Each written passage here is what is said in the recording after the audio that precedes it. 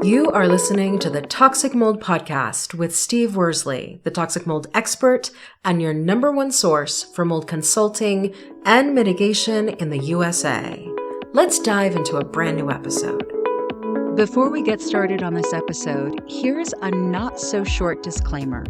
While all attempts have been made to verify the content provided in this podcast, neither the podcaster nor the producers assume any responsibility for errors, omissions, or alternative interpretations of the issues discussed here.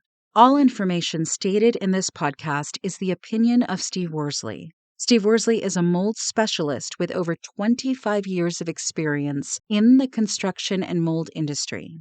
The Toxic Mold Podcast is for information sharing purposes only. The views expressed are those of the podcaster and his alone. These views should not be taken as expert instruction or commands. While there may be references to medical conditions and symptoms, all podcast episodes are the opinion of Steve Worsley, and any medical questions or concerns shall be addressed with the appropriate licensed medical professional or professionals. As the podcaster refers to different mold types, please be aware that Steve Worsley is not a microbiologist, and questions concerning mold specifics should be answered by the appropriate professional. Steve isn't, nor does he offer any legal advice. For any legal advice, you must speak to a lawyer. The listener is 100% responsible for his or her own actions. You can check out Steve's books on Amazon. Just go to Amazon and search for author Steve Worsley. You can also take Steve's mold education courses, such as Mold 101 and the Mycotoxin Prevention Kit, by going to cnccontractorservices.com. Again, check out his mold education courses at cnccontractorservices.com. Now, let's get to the episode.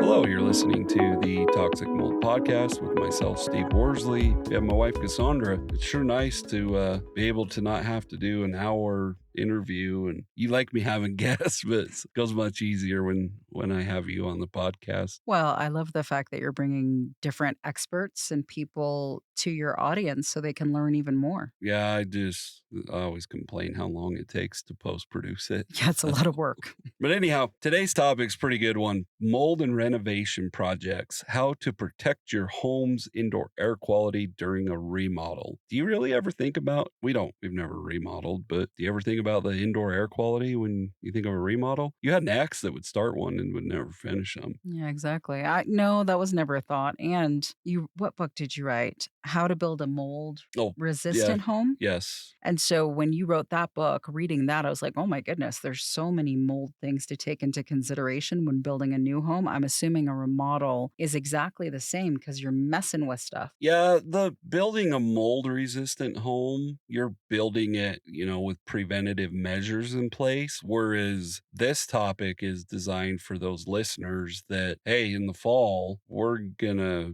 remodel our bathroom because our realtor told us we could sell it for $15,000 more. That's more what this is focused on. Mm-hmm. Because when you're initially building something, I would hope you're not dealing with mold issues. Well, you would hope so, but people leave, wood out in the winter Yeah. and it gets exposed to snow and rain and they don't cover it. And so before long, those things have mold on it. Yeah. But going to your whole thing about renovation, I don't think people think about the prospect of mold in a renovation because I don't think they realize that mold could be hiding underneath floors, subfloors they can't see, Yep. behind sheet. Like they don't think about what are we uncovering when we start to open up rooms and floors and walls and ceilings. Yeah. I mean, you pretty much just said it. You're disturbing, the walls, the ceilings, floors. What if there's mold and mycotoxins? Yeah, that's been hiding or lurking. Or what if you bought an old house that's a fixer-upper? Yeah, and it hasn't And been remodeled for 40 years. 100%. And you look at it and you think, man, this house is pretty good. But then you realize, like you did on one job, when there's not just one subfloor, there's like three. Yeah. Well, and then on top of that, you've got to look at the asbestos concerns. Mm-hmm. It became law in the United States in 1978. They say that more or less building materials probably were put into homes that had what we call ACMs, asbestos containing materials, up until like 1980. But in Colorado, here in Wyoming, it's just the wild, wild west. But in Colorado, if the home was built prior to 78, it might be 80, I'm not sure, and you're removing more than 100 square feet, which is not much, that's a 10 by 10. Mm-hmm. If you're removing more than that, you have to test for asbestos. Does the same thing apply to like lead? Lead, and it's the same time frame. Back in the day, they were using lead-based paint, and then there were water supply lines that were lead. Okay. So, from an indoor air quality perspective, I don't want to tell our listeners it's not a big deal, but for the most part, lead shouldn't, it's not really something you could breathe it in. Mm-hmm. I wouldn't say to ignore it, but I wouldn't be that concerned. It's the asbestos that I'd be concerned with. Okay. I think what's concerning about renovations is that most people live in their homes while they renovate. So you're disturbing the walls, the ceilings, the floors, you're doing plumbing, maybe electrical, but you're also living in the space while you disturb it. So when you think about that, what are the areas of a house or renovation that people should be maybe a little bit more high alert about when it comes to mold risk? Well, I would say this for even if you're just remodeling your family room, which isn't common, you're typically going to remodel like a kitchen or a bathroom. Make sure you put containments up. Do people really do people really put containments up for remodels? I mean, When I worked for my Uncle Sid, we did. well, the reason I ask is because every movie I've seen where somebody's remodeling something or even people remodeling, they don't do containments. So that's interesting. They should. Well, I mean, for any of our listeners that have remodeled, you will find sheetrock dust for months, if not years after you remodel, if you don't have a containment up. Okay. And can you define containment for those who maybe have never remodeled? So it's the same concept of what we do when we do mold remediation. You put a containment wall up, which is plastic sheeting. We put zipper doors in it. We usually have a decon chamber or a secondary containment. You can't, let's just say we're remodeling, or I'm going to use the mold remediation example. Let's say we're removing mold from the master bathroom, but we have to get to that master bathroom from the front door. Mm-hmm. Depending on the whole setup, we have what's called a decon chamber, but we like literally separate as you come in the front door. We separate the living room as we go down the hallway. We put plastic sheeting up, like over closet doors, bedrooms that we're not going into.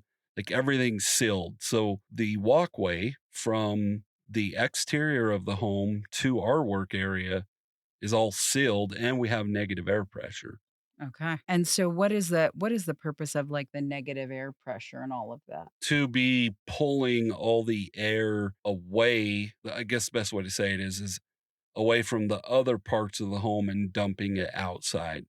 Okay, so that it's not going It's inside so the it's yeah, house. Okay. yeah. And like obviously when we do containments for mold remediation, we're monitoring everything with manometers to make sure that we have the proper air pressure. But if you're doing a remodel, it's probably not going to be airtight. And let's just say the home was built in 2005. There's no asbestos concerns, there's no mold concerns. It wouldn't necessarily have to be airtight and verified like we do with mold. Okay. So I that would suggest it, yeah. but it doesn't. Does that make sense? It does make sense. It's just when I think about people renovating their homes, let's say a kitchen, and they only have one kitchen in the house, what people tend to do, even if they put up the plastic sheeting, is the parents still go through the sheeting into like how do people protect themselves when they're living in the home they're renovating? Well, I mean, obviously, there's a lot of context that we have to look at, but let's just say the home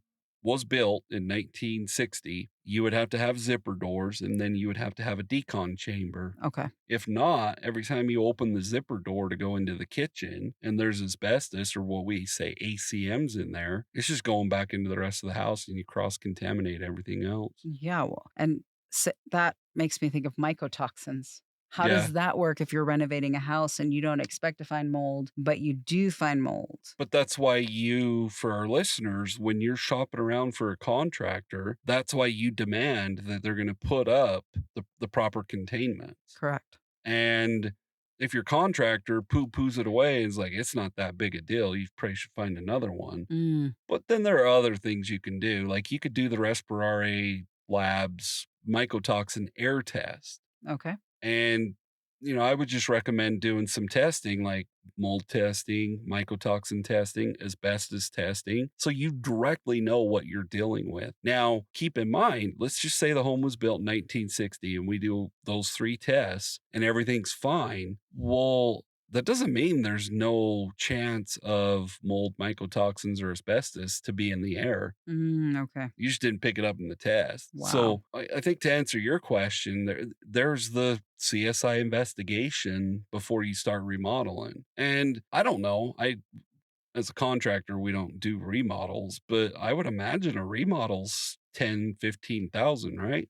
Probably more than that now. I mean, I think, for our listeners, it's worth spending $1,000 in testing. Well, and I think most people don't think about that. So are you saying that before they even Yes. get Yeah. estimates for whatever they're going to remodel, that they actually have this third party testing so they know what the Exactly. IAQ Yeah. is? Yep. Okay. And, for our listeners, I'm more than happy to help when I can, but you can reach out to us at info@CNC Contractor Services. And most of the time it'll get to me, but I can help walk you through what steps you can take. Obviously, I offer consultations. We offer home purchasing packages, new home build, remodel. Absolutely. So my point is yeah, you should be doing the right things. Yeah. So you should know the status of your home before you even interview contractors to renovate your home so you know what you're Yeah. dealing with. Yeah, and this is not a shot at general contractors, but I don't think many of them. I mean, they'll know about asbestos and they know about mold, but I'll bet most of them don't have a clue what mycotoxins are. Yeah, probably. And what about mold inspections? Because oftentimes, mold inspections, I think you've said this, they're not invasive, meaning like you're not drilling holes in walls and looking behind sheetrock and walls and like subfloors. When you know somebody's going to do a renovation, should they have a mold inspection that might be a little more invasive? Well, I mean, obviously I'm biased and I would say yes, but I don't think most listeners would be willing to pay the money. Okay. Okay. But once again, like it's your health. Mold and mycotoxin exposure, you can heal from. Asbestos, you get what's called mesothelioma, which is lung cancer. Mm, So it would probably be worth your time and your money to do some testing. okay. So then what's your call to action for people? Do your due diligence when you're hiring a contractor. Mm, Don't take the cheapest guy. yeah, Take, go with somebody that actually understands what they're doing. absolutely. Clear as mud, as I always say. Clear as mud. And you mentioned building a mold resistant home. I have 5 books. I'm supposed to be updating them, but I haven't. And our listeners are like, yeah, we hear this all the time. But we have 5 books. They're all available on Amazon. We have them in paperback. One of them's hardback. Yes. We have them in ebook format and Audible. So Yes. I'll put a link in the podcast description, but go buy a book. Yes. Learn more. Exactly. All right. Well, we appreciate all of you. Have a great week. Thank you for listening to this episode. If mold in your home has you up at night, wondering if your house is making you sick, it is time for a plan. With a mold consult, in other words, the mold environment assessment and evaluation plan from CNC Contractor Services, you will get a 90-minute strategy call with Steve Worsley, who will review your home environment, answer your toughest questions, and create personalized mold recommendations and next steps just for you. Don't let mold concerns take over. Take control. Visit cnccontractorservices.com to schedule your mold consult today so you can breathe easier in your home tomorrow.